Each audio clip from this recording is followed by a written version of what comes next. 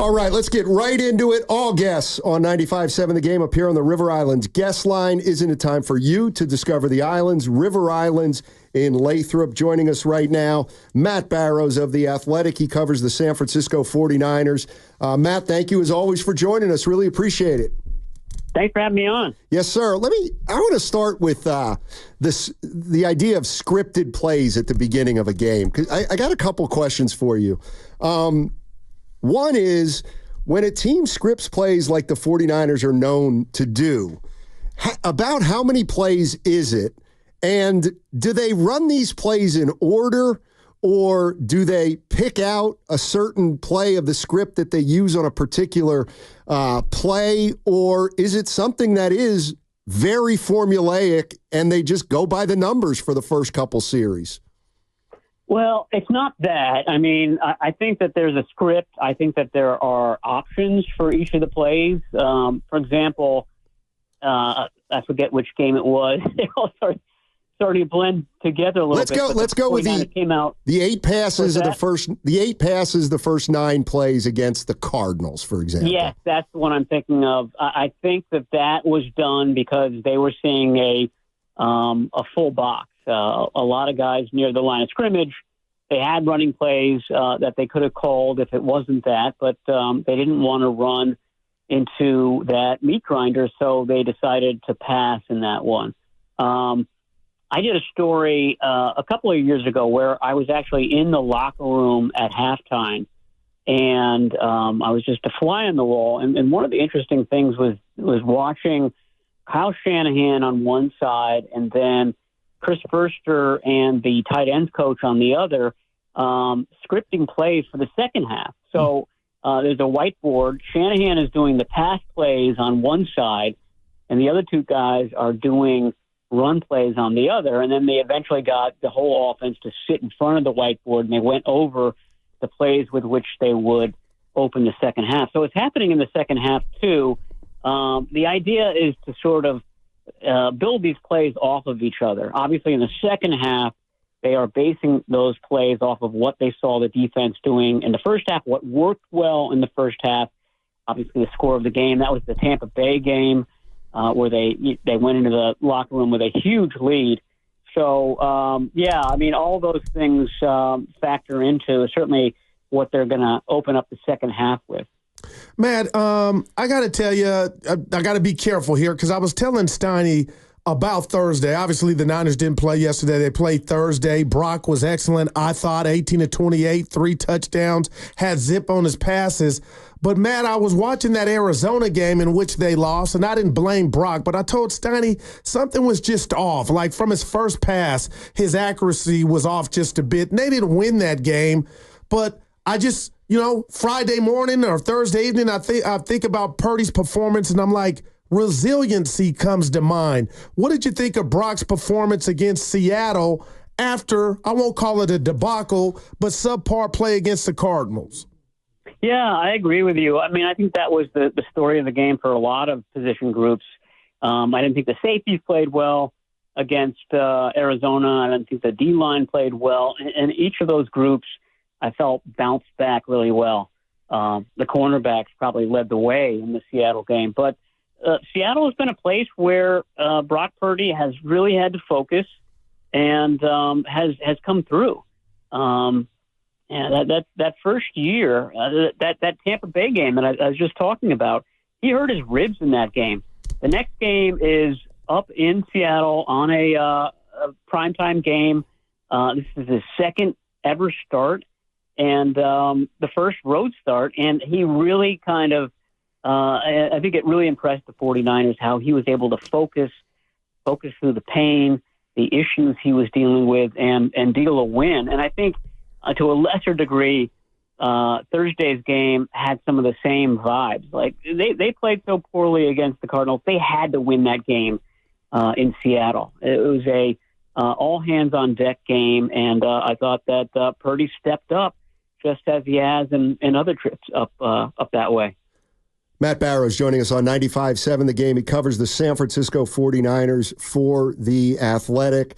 2 weeks ago against the Cardinals, just the eye test, Matt, I just felt like Purdy maybe he was trying to do a little too much. That's the only way I can put it, into words. And then last game afterwards, they beat Seattle, and he said, I tried to keep it more simple and just take what the defense was giving me. Did you sense that the Cardinals game was a little bit of an outlier in terms of Purdy's aggressiveness? Yeah, I feel like the preceding games were similar to that too. You're seeing him hold on to the ball more. That's been a theme so far this season. The red zone, their inability in the red zone has been a theme, and they may be tied together, where Purdy might be overanalyzing things. And against Seattle, the red zone was much better, and you saw him see something and then make a decision and then throw. I mean, the second touchdown to George Kittle, for example, Kittle's barely open on that play.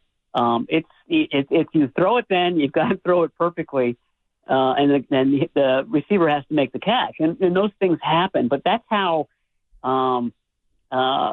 fleeting those moments are when you're in the red zone. And Purdy was much more decisive, I thought, and let the ball go, and the result was a couple of TDs. Matt, we're 6 games in, and I don't have to tell you, so many things go into an NFL season, but Steiny and I were having some fun. We threw it out to the listeners. The Niners are 3-3. Hargrave's gone for the year. McCaffrey hasn't stepped on the field. How does Matt Barrows feel about the Niners 3-3 right now with everything that's gone into it? I mean, I feel like they need to be around 500, maybe a little bit more. You could probably be even less. And then a lot of things have to go right in the second half of the season for them. Christian McCaffrey has to come back. Dre Greenlaw has to come back. I mean, those are 2 big pieces. We just got word today that maybe John Feliciano is coming back. He could be an answer at center if they have problems there. My point is that this could be a different team in the second half of the season than the one in the first half, and it would make for an entirely different year than 2023 was. 2023 was getting off to a 5-0 start, wrapping up the division, getting the first round bye. This could be more like the previous years, where they have to really turn it on in November and December just to make the playoffs. But in doing so, they go into the postseason with momentum, which can work too. There are 2 ways to do it. The 49ers have done it both ways recently, and this could be sort of a return to 2021, 2022. But like I'm saying, the pieces are there. The formula is there. You can see that happening. Of course, it does require Christian McCaffrey not to have a setback, and for Dre Greenlaw to come back at a fairly reasonable time, because they can't keep doing the get a game, lose a game for very much longer. They have to get hot at some point. Well, Greenlaw looked pretty active against the Cardinals on the sidelines. He did. We can safely say that his famous feistiness is very much intact, and I think that's probably a good sign. Yeah. Matt Barrows joining us on 95.7 The Game. He covers the 49ers for The Athletic. Ricky Pearsall, the rookie wide receiver, his window is open. Do you anticipate he'll be active for Sunday? And if he is, what do you anticipate his role would be among the receiving corps?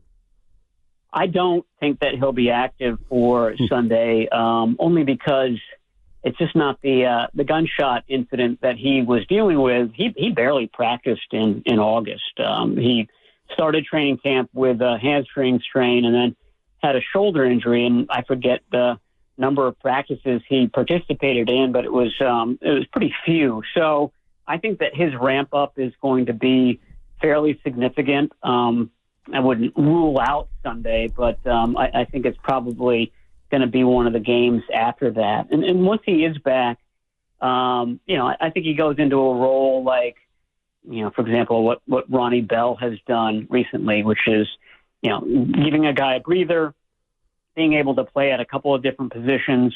But if there were an injury to Deebo Samuel or to Brandon Ayuk or Juwan Jennings, I think Ricky Pearsall's the guy who kind of steps into that bigger role moving forward. So it probably will be dependent on the health of the top three receivers, but there's a fairly good chance one of those guys gets dinged up between now and January, which would lead to a big game or a significant game for Ricky Pearsall.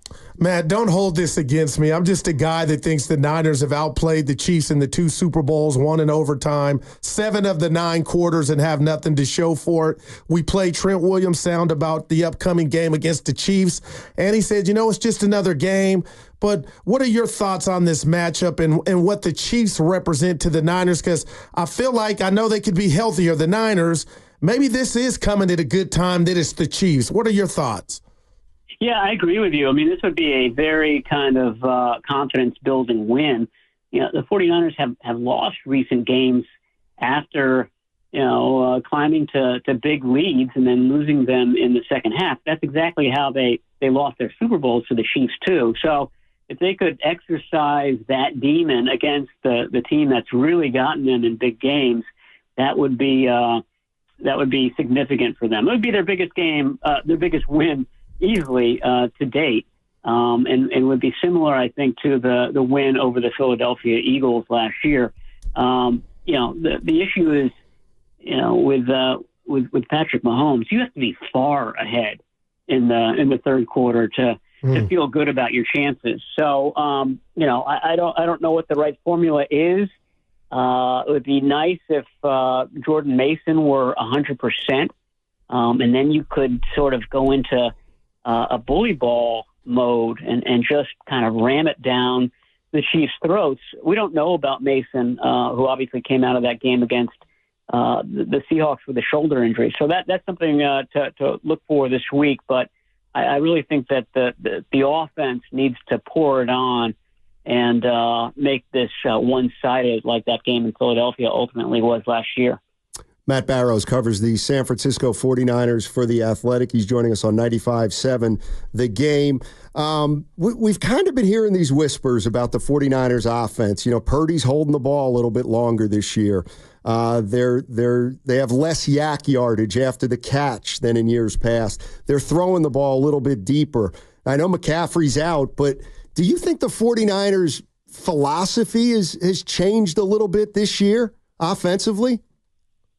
No, I think it's what the defenses are doing to them. I mean, throwing the ball deep is a direct answer to a defense that is kind of taking away the middle. They're bringing their safeties up to take away the middle.